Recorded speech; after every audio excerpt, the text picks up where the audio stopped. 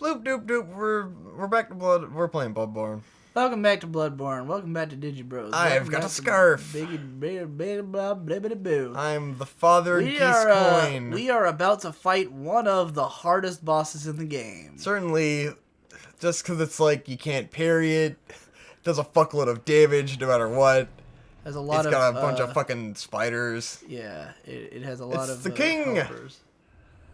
Is he the king? Is that what he is? Yeah. Is that his deal? I believe so. Like is this like the main castle? It looks like a pope. More than a king. This is like his manor. Anyway, follow his fucking direction. He's telling you to jump off the fucking building. Kill him if I want. I'm gonna kill him. I'm gonna kill him. How many people do you think like just got completely stuck at this part? Like didn't know, like didn't get what he was trying to say? Well, because like, why would you think like other than the fact that I guess if you've never played a Souls game, perhaps right? Like, why would you think that it would be? You see the moon, you see the ocean and the moon, and then you jump in. This is the first indication of the layer effect that we will see later in the DLC. Whereas it's like each of the worlds and the dreams are all distinguished by different layers through oceans. So it's like the sky is actually the floor of an ocean. What the fuck? I was always wondering what the fuck the logic was of how you fall through the ocean and land on the ocean. Yes. And so you see that more in the DLC where there's, like in the first area of the DLC, you can see the ship masts going up. And then the last area, you see the ship masts coming out of the ocean. And it's all connected. And something falls in the first area of the DLC that is a snail person. Yeah, I mean, I'll explain this later. So this is Rom, the vacuous spider. In terms of spider bosses, it's probably the most different kind of spider boss and the most fucked up kind of spider boss. Most fucking frustrating fucking spider motherfucker. Basically, he's got all these little buddies, and you can't hit them in the face because their face has like a stone plate on it, and it will do jack shit for damage. So you really got to get them from the side. Or it's really behind, but... Or behind. And it's a bitch, and he's going to summon a lot more than that. Yes, he will continually summon them as the fight goes on. And he has a lot of attacks. He can roll on you like an asshole, like the fat shit that he is. He can do all kinds of dumb shit. Yeah. So he's one of the harder bosses. He has given many others a pause. Game Grumps spent quite a bit. Donson spent the most amount of time on this boss. Yeah. Well, at least on his first playthrough. Yes. I doubt that's true for after the DLC came out. Perhaps. He said he spent 2 days on the final boss of the DLC. So. Yeah. But yeah, this thing is fucking crazy. This is definitely, in my opinion, the most memorable fight though. Like, really, the location alone, like. You've spent the whole game in this dark city, this extremely, abundantly detailed city, and then you fall through the ocean, and suddenly you're on, a white plane, walking on water, fighting a giant spider thing, you know? I guess it's sort of like the Four Kings in the Abyss, or Manus, but, it's so different from what you've seen in this game so far, that it's, really ethereal and interesting, and the fact that, what the fuck is this thing? They call it the vacuous spider. It's what is it? It's like a dinosaur bug freaky. That's full of holes.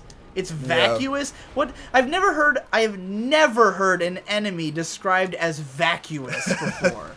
That is an absolute. Not even sure what it first. means. It makes me think vacuum. It's like full of holes and empty, like hollow, basically. It's got vacuum is definitely from the same root word, but I'm trying to think of a good way to describe it. I think the fact that it's full of holes is why it's called vacuous. Yeah, it's weird that it's a vacuous spider. It's kind of like when you met the ceaseless discharge in Dark Souls, and it's what the fuck is a ceaseless discharge? Is that really what this thing is called? Oh my god! Oh my god! Yep. This playthrough is insanity. You didn't even make that look hard. I just remember what I did last time, which was just fuck it up. Just don't kill any of the spiders and dodge constantly. Having a lot of health this certainly is some freaky is shit. great. You see, you're like, okay, Yes, oh my God. It's a maiden in the distance. She's obviously there to help me because I just beat a boss. She's gonna teleport me back. She's just like, she's wearing a beautiful gown. And then as you get closer dress. to her, you're like, wait, first of all, she's 8 feet tall. Are you and okay? Second of all, she's got blood. What happened to your face? Looks like she just got a Oh my God! C-section is what it looks like. What happened to your... The harvest What's wrong moon. with your face?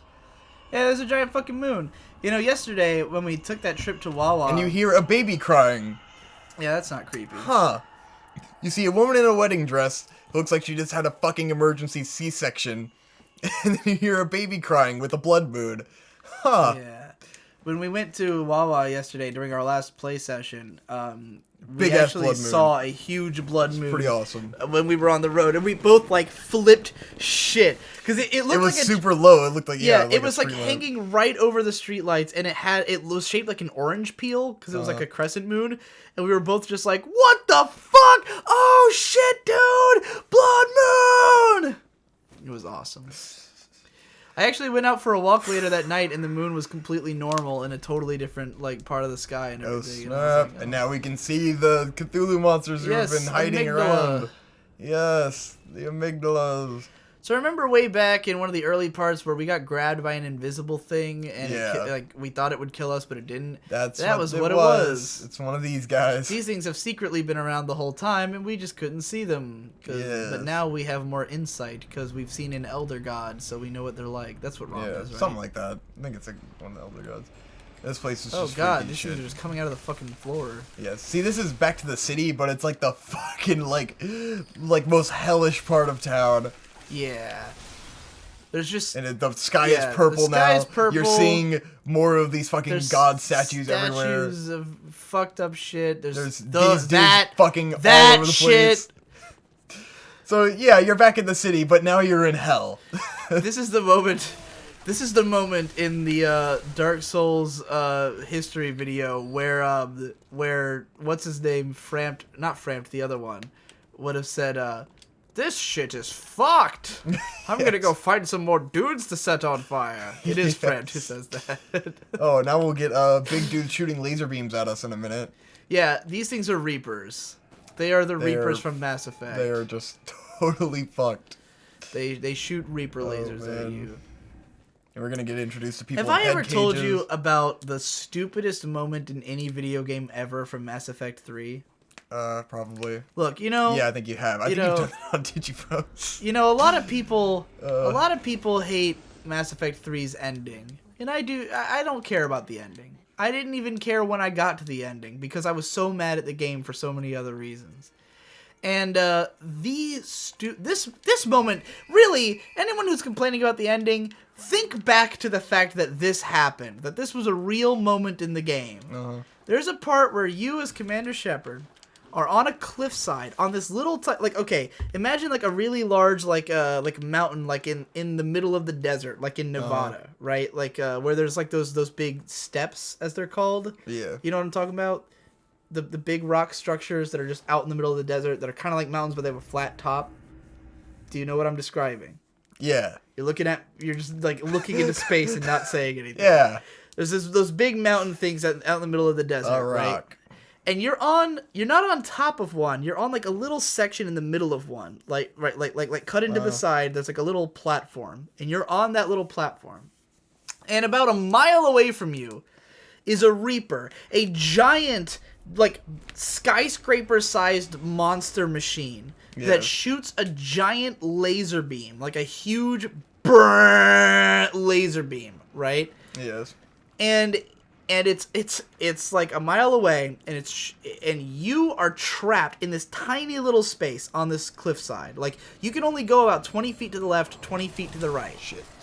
And this giant thing, these lasers have been used, we've seen them in the game used to take down spaceships. We've seen them destroying cities. This is like a weapon of mass destruction. Yes. And the Reaper from a mile away is shooting at you, and you have to, on foot, dodge its lasers. Oh, man. Because for some reason, apparently it can only fire down to up vertically. It only fires its lasers in a vertical line that moves down to up. Yeah. And so you just have to wait for it to fire a laser and then dodge to the side. And you do this like 10 plus times. You dodge the lasers of a Reaper while trapped in a tiny section of cliff. And all I could think was, this is supposed to be the giant alien menace that is going to destroy everything. You know, like, shit. These are the biggest threat to the universe. These killed everyone. Throughout the game, all that's happening is the Reapers are killing everything. Yes. And you can just dodge their lasers by rolling to the side. Because the stupid laser only goes vertical down to up. Yeah. Even though you're trapped in a little 20-foot stretch, all it would have to do is fire one horizontal laser, you're fucking done. Yeah. One horizontal laser, you're done. Or a bigger laser, or just concentrate its fire, or like maybe do some rapid succession shot. I don't know. Anything, dude. I'm expected to believe that this death machine can't even like predict my movements, maybe something, anything other than I dodge lasers from a Reaper. And then you end up blowing it up not long afterwards. Like, oh, that wasn't so bad. Fucking stupid, dude. That moment, and it was frustrating too, because I died there like a couple times, just because like I didn't get the timing right on the dodge or whatever, or something like that. It was just such a fucking pain in the ass, man. I couldn't believe that was in the game. It's the stupidest shit I've ever seen in a video game ever. In a game, game series that's like, the appeal of it is how intelligent and thoughtful it is, and like how nuanced the world is and everything, and that happens. Ugh. Get my fucking ass kicked by all these fucking normal enemies. Mass Effect 3. Just fucking were they beat thinking? that boss's ass, and now I'm getting fucking mauled by dudes with rakes. It's a fucking stupid piece of shit game. God damn it. This level's fucking rough, man. Yeah, it looks pretty rough. I don't know, I just got trapped in that Mass Effect 3 rant and kind of forgot where I was. Just around the riverbed. Ooh. Riverbed? Is that what it is? I don't fucking know, dude. I always thought it was River Bend. I never seen that fucking movie. I don't know. What movie? Pocahontas. Okay, it is Pokemon. I saw that like 2 years ago. It was alright. Fucking poke my Honest. It's not bad. You know, people always say like Pocahontas is just kind of compared to other Disney movies, but I think all the Disney movies are kind of for the most part. I think The Little Mermaid is pretty I think Lion King is pretty Yeah. I think Beauty and the Beast is pretty I did like Hunchback of Notre Dame mostly for the visuals, which are very gothic architecture, texture rather. That movie's like unbelievably well animated. I should watch that because I was watching Shade watch the Hellfire song on YouTube. Oh, that song's and I'm like, badass. dude, that looks fucking cool. Yeah, that movie's really good. It's interesting. The plot doesn't go exactly where you expect it to. It's got some pretty cool characters. I will say, I understand why the movie wasn't as critically well received when it came out, because it's way too dark to be a kid's movie. Yes. But it's also got like goofy kitty characters. Like it's got these 3 gargoyles that he talks to that there's like one scene, the worst scene in the movie is when the gargoyles have like a song and they're talking about how the guy's fallen in love or whatever, and they're like kind of making fun. It's almost exactly like the scene with the trolls in Frozen.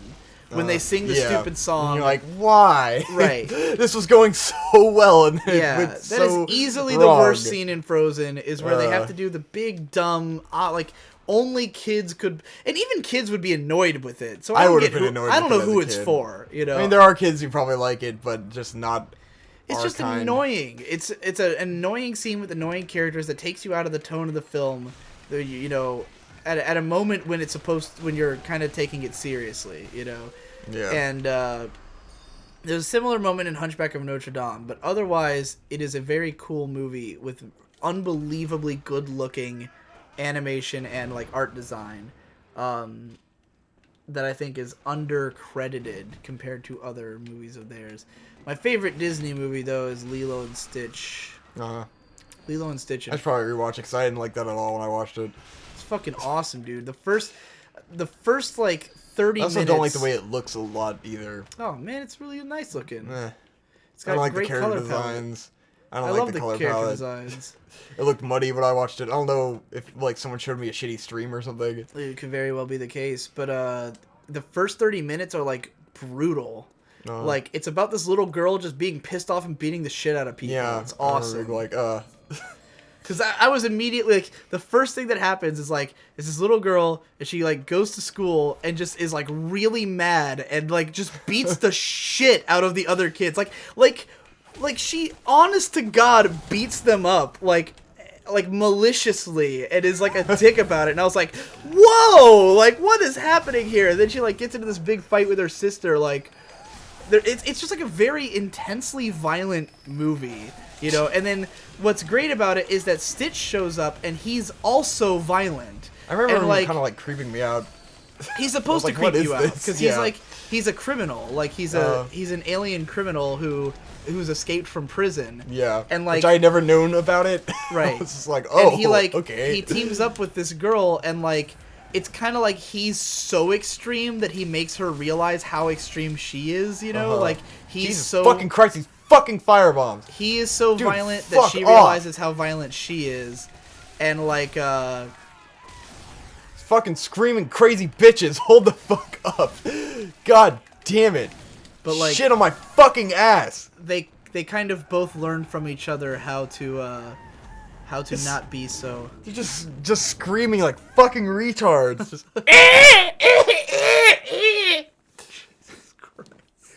fucking attack, use my fucking machete up your ass. Fucking It's probably the most like offensive thing you've said. What? The phrasing of they're screaming like retards. Fuck off.